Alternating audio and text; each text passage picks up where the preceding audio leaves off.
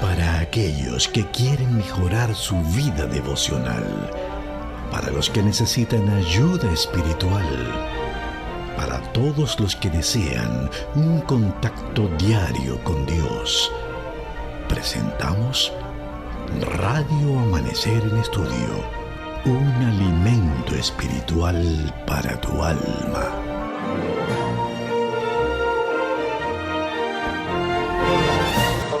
Saludos amigos oyentes, nueva vez le damos la bienvenida a Radio Amanecer en Estudio.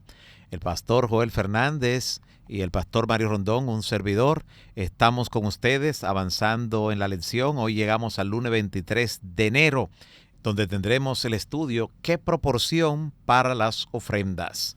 Pastor Joel Fernández, bienvenido. Muchas gracias, pastor Mario. Un gozo de nuevo poder compartir contigo el estudio de la lección para este día de hoy, y un saludo cariñoso a nuestros hermanos y a nuestros amigos oyentes de Radio Amanecer, la voz de la esperanza. Amén, amén. Este tema de la proporción de las ofrendas será un tema muy importante, va a esclarecer mucho, traerá mucha luz a cada uno de los oyentes y seremos enriquecidos todos con este estudio.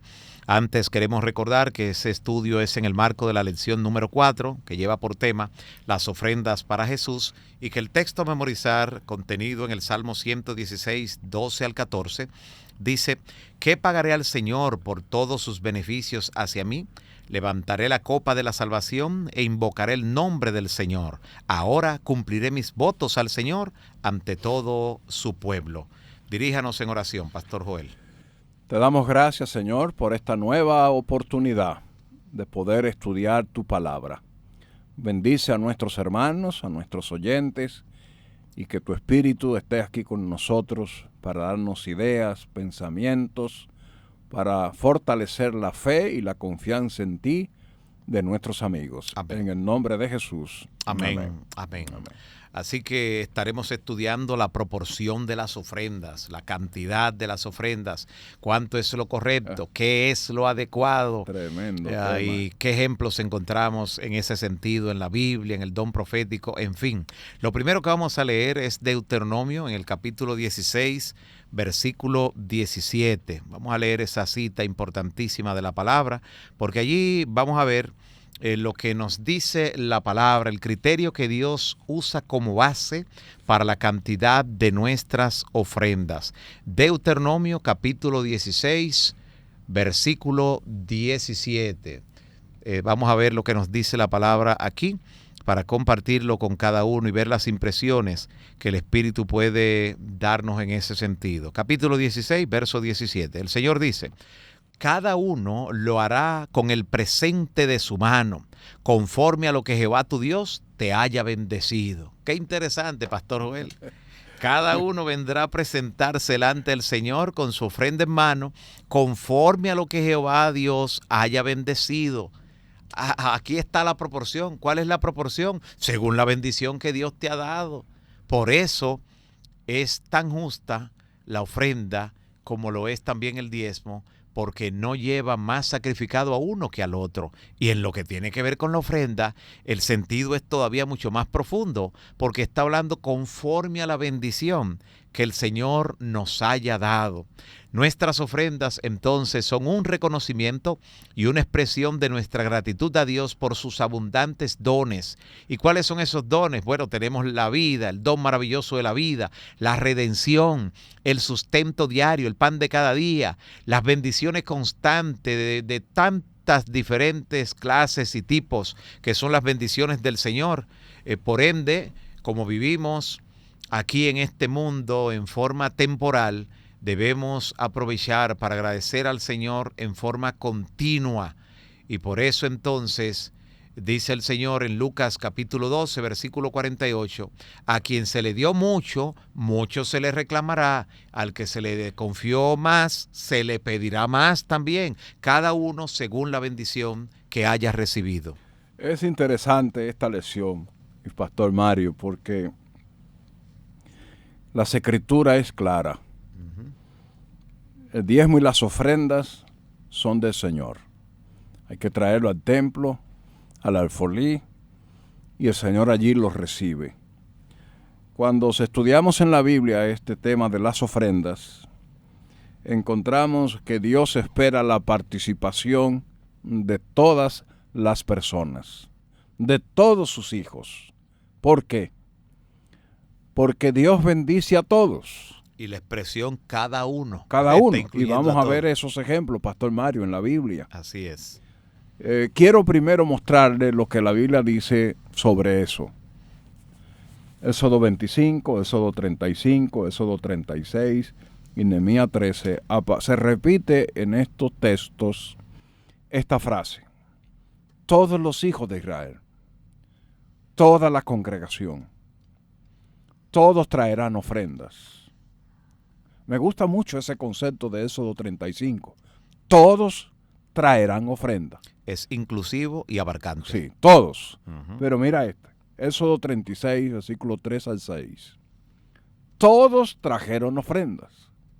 Así que la ofrenda es un asunto de participación total en la iglesia. Toda Judá trajo la ofrenda. Ese concepto todo nos está diciendo que la ofrenda no es para un grupo de hermanos que tiene recursos financieros. La ofrenda es para todos. Correcto. Porque Dios bendice a todos. Ahora, vamos a ver algo interesante ahora, Pastor Mario. La Biblia está diciendo que todos tienen que traer ofrenda. Pero me gusta porque la Biblia lo hace de manera específica. Y escucha ahora, Pastor Mario, el lenguaje. Voy a leer del libro Para que haya alimento en mi casa. En la página 54 dice: cada uno presentará su ofrenda al Señor. Cada uno. Cada uno aparte algo. Cada uno. 1 Corintios 16, 2. Cada uno con la ofrenda en la mano. Cada uno. Cada uno dará según sus fuerzas. Cada uno dará según su capacidad. 1 Corintios 8, 11. Cada uno dará de acuerdo a la bendición recibida. Cada uno de acuerdo a su edad. También. Entonces, cuando tú vas a Levítico, uno encuentra en Levítico 27, del 1 al 8, que ahí diezmaban, ofrendaban los niños, los adolescentes, los jóvenes, las mujeres, los ancianos, todo el mundo, porque, y ahí se cumple entonces, nadie se presentará delante de Jehová con las manos vacías. Es interesante ese concepto que la Biblia presenta de participación total, pero me encanta porque Dios fue el que se inventó esto de las ofrendas y Él es tan sabio que Él clasificó los animales y dijo, bueno, el que tiene avecilla, me trae avecilla, Levítico 14. El que tiene cabrito, según Éxodo 12, me trae un cabrito. El que tiene un macho cabrío, el que tenga macho cabrío, me trae un macho cabrío. El que tenga una ternera, el que tenga una vaca, el que tenga un novillo, el que tenga un buey, el que tenga un cordero. Y el que no tenga nada de eso, ¿va a venir con la mano vacía? No. Me trae entonces una palomina o una tórtola. Y Pastor Mario, y entonces el que no tenga animales. Dios es tan sabio que dijo, bueno, el que no tenga animales, que el último que vimos aquí fue la palomita, el palomino. Exacto. Entonces me traerá una ofrenda de cereales. Ahí tiene. ¿Qué tú estás viendo aquí? Una participación total. Total, pero veo aquí también que Dios está mirando lo que tiene cada uno. Exacto. Porque eso es lo que me gusta de la ofrenda. Él no pide. No es como el diezmo, que es 10 para todo el mundo. Exacto. Entonces Dios dice, bueno, el que no tenga animales, de todo eso que ya mencioné, que me traiga una ofrenda de cereales, harina, flor de harina, aceite e incienso. El sacerdote lo mezclará en el altar y esa será su ofrenda. Pero Dios no se queda ahí porque es posible que una familia no pudiera conseguir harina, aceite e incienso. Entonces Dios dice, y el que no tenga nada de eso, me trae entonces un manojo de trigo. ¿Quién no tenía trigo? Exacto. ¿Quién no podía tener un manojo de trigo, Exacto. según la palabra del Señor? Así es. El hecho es que nadie se presentará delante de mí, Dice el Señor. dice el Señor, con las manos Vacías. vacías. Qué interesante este tema de las ofrendas, Pastor Así Mario. es. Y nueva vez el salmista repite, el Salmo 116:12, ¿qué pagaré a Jehová por todos sus beneficios para conmigo? Pero hoy no queremos que sea el salmista que responda a esa pregunta. Queremos que tú mismo, amigo oyente, te hagas la pregunta, esa que se hizo el salmista, ¿qué pagaré a Jehová por todos sus beneficios para conmigo? Y que comiences a pensar y analizar las bendiciones, las oportunidades, todo lo que el Señor ha puesto en tus manos, todas las bendiciones de las que te ha hecho objeto el Señor, y entonces que comiences a analizar también cuál debe ser las respuestas que darías para el Señor. ¿Cómo podríamos pagar a Dios por todas sus bendiciones con nosotros? Y realmente nunca podríamos, sencillamente nunca podríamos pagarle completamente. Parece que lo mejor que podemos hacer es ser generosos con la causa de Dios y ayudar a nuestros semejantes. Cuando el Señor Jesús envió a sus discípulos en un viaje misionero, que está contenido allí en Mateo capítulo 10, Él les dijo en el versículo 8, de gracia recibieron, den de gracia. Así que nuestras ofrendas contribuyen al desarrollo de un carácter semejante al de Cristo. De ese modo cambiamos el egoísmo por el amor. Cada día debemos preocuparnos por los demás y también por la causa de Dios, como lo hizo el Señor Jesús. Debemos recordar siempre que de tal manera amó Dios al mundo. Y debemos también tener por cierto que el Señor siempre está pendiente de nuestras necesidades y siempre está pendiente de vencer en nosotros el egoísmo, crear en nosotros una disposición correcta para dar, porque aunque Dios da a todos, Él ama al dador alegre. Y por eso nosotros encontramos que al pueblo de Israel, Pastor Joel y amigos oyentes, al pueblo de Israel, la nación, cuando fue rescatada desde Egipto, lo primero que hizo el Señor fue proveerles. Así es. Pastor, ellos allí eran esclavos.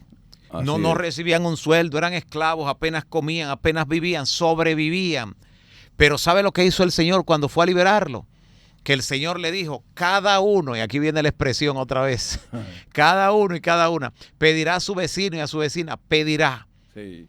Y yo pondré gracia en el corazón de ellos, a que ustedes encuentren gracia para que le den todo lo que le pidan. Y pastor, ellos le pidieron oro, plata, piedras preciosas, alhajas, y salieron con tal riqueza, Pastor Joel, Así que es. algunos estudiosos han estimado que lo que Israel recibió fue la liquidación por el trabajo que había hecho durante tantos años. El sudor de ellos había amasado la fortuna de Egipto y Dios no permitió que eso se quedara en tierra egipcia. Así Esa riqueza Dios se la entregó a ellos. ¿Sabe lo que ocurrió, pastor? Porque eso fue en la noche de la liberación. Ellos fueron convertidos de esclavos a millonarios de la noche a la mañana, literalmente. Así es. De esa noche en que el ángel de la muerte pasó matando a los primogénitos, al amanecer, ellos pasaron de simples esclavos a personas libres, de personas que no tenían nada a personas que tenían una gran riqueza. Y con esa riqueza salieron ellos desde Egipto. ¿Qué trabajo ellos hicieron para recibir esa riqueza? Dios se lo entregó de pura gracia. Es cierto que ellos habían trabajado durante años, pero de no ser que Dios se lo entrega por pura gracia, no los hubieran tenido. Y después de Dios hacerle esa enorme provisión a cada uno y a cada familia, Pastor Joel, entonces llegan al desierto libres y ahora Dios les pide que den. ¿Y para qué van a dar? Ahora Dios establece lo que es el proyecto del tabernáculo en el desierto. Y entonces le dice, ahora ustedes van a dar ofrendas. Aquí vienen las ofrendas. Ahora van a dar. Pero ¿y para qué tenían que dar? Bueno, ellos no lo preguntaron. Si Dios tenía un plan y un proyecto del tabernáculo que era para la adoración y Dios le pidió que trajeran ofrendas, ellos sencillamente obedecieron y trajeron ofrendas. Y trajeron a tal nivel que los encargados en el templo dijeron, ya es suficiente, no sigan trayendo, ya es suficiente. ¿Qué espíritu de dadivosidad se apoderó de ellos? Porque el espíritu de agradecimiento estaba fresco, por la liberación, por la provisión que Dios había hecho de pura gracia. Pero ¿para qué Dios le pidió que dieran? ¿Usted sabe para qué Dios le pidió que dieran? Dios le pidió que dieran, no para qué, sino por qué. Dios le pidió que dieran, pastor, para que ellos pudieran seguir recibiendo. Así es. Porque si ellos no daban de todo lo que Dios le proveyó al salir de Egipto, cuando se convirtieron de la noche a la mañana en lo que ya hemos dicho, personas libres con gran posesión de riqueza, si ellos no daban, ahí se estancaba el flujo. El flujo de la bendición divina, el ciclo de la bendición divina es Dios da, tú das y Dios te sigue dando y tú das y Dios te sigue dando. Entonces Dios le dio, ellos dieron y Dios le volvió a dar. ¿Qué le dio, pastor? Pastor, durante 40 años en el desierto, ¿cuántas veces tuvieron que pagar supermercados ellos? Ni un día. Ni un día. Y el maná caía fielmente durante 6 días cada semana, suficiente para cada familia. Maná, pan del cielo, una provisión divina, un alimento sano, natural, que evitó que ellos se enfermaran en el desierto. Los que cayeron muertos fueron por pestilencia que venían como castigo, como juicio, cuando se rebelaban contra Dios. Pero en la alimentación sana que tenían, Dios decidió desintoxicarlo de todo lo que habían comido en Egipto, desintoxicarlo en el camino. Le dio ese régimen pro salud. Algunos de ellos no lo apreciaron. Se rebelaron y dijeron, ¿dónde está la carne que comíamos allá? Las ollas que nos sentábamos. Y usted sabe lo que ocurrió. Pero Dios le dio un alimento sano allí en el desierto. No tuvieron que pagar supermercado. Entonces comience a contabilizar, amigo y hermano, cuánto usted gasta cada mes en el supermercado, en los alimentos, y comience a multiplicarlo no solo por los 12 meses de un año, sino por los 40 años que duraron en el desierto. Número 2, pastor, no tuvieron que comprar botellones de agua, no tuvieron que comprar agua filtrada ni nada por el estilo, porque de las rocas salía agua pura, otra provisión del Señor. No tuvieron que comprar ropa. ¿Cuánto se gasta en ropa hoy en día? Y sobre todo en esta era de las modas cambiantes con una velocidad que lo que usted compró hace un año posiblemente ya ahora no cuadre, no luzca o haga posiblemente un contraste en lo que es el uso general. Y como dice la inspiración, las modas, siempre y cuando no vayan en contra de los principios, podemos asumirlas, pero no debemos ser ni los primeros ni los últimos.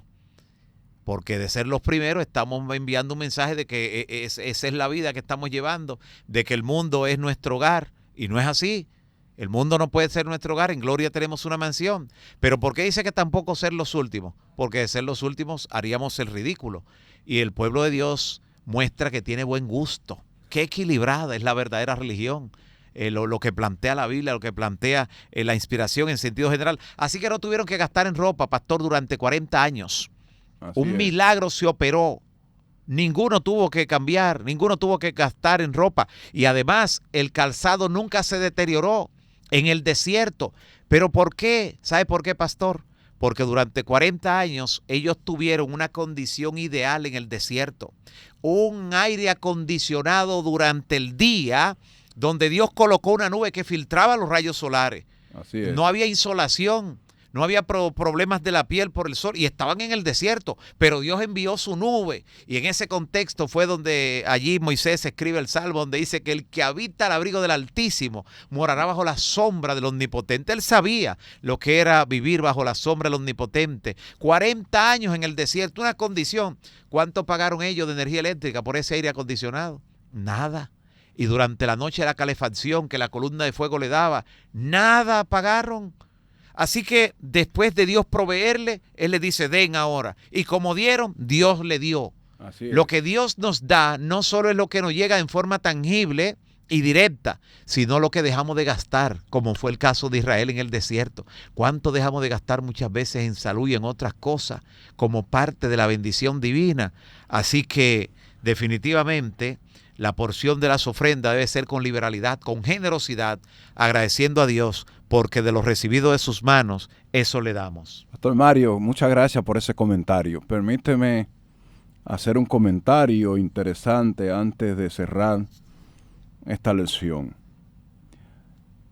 La cosa más bella que existe con la ofrenda es que la ofrenda es una expresión de amor y gratitud a Dios. Amén. Las ofrendas es una evaluación de la conducta cristiana. Un termómetro. Sí, las ofrendas nos enseñan cuánto dependemos de Dios. ¿Por qué hay hermanos que tienen problemas financieros? Es porque piensan que si dan menos ofrendas van a vivir mejor, y es todo lo contrario. Así que yo concluyo más leyéndote algunos pensamientos que debemos leer aquí. Una ofrenda generosa no lo determina la cantidad ni el monto. Eso es muy importante. Yo recuerdo en un congreso de mayordomía que una hermana me dijo: pastor, ¿usted cree que es justo que un niño agarre un sobre de diezmo y eche 2 pesos? Entonces yo le respondí: pero usted no se recuerda, hermana, de la ofrenda de la viuda. Porque la calidad de la ofrenda no lo determina el monto. Porque junto con la ofrenda está el corazón del dador. Exacto. Recuerda que uno de los propósitos de la ofrenda es evaluar el corazón.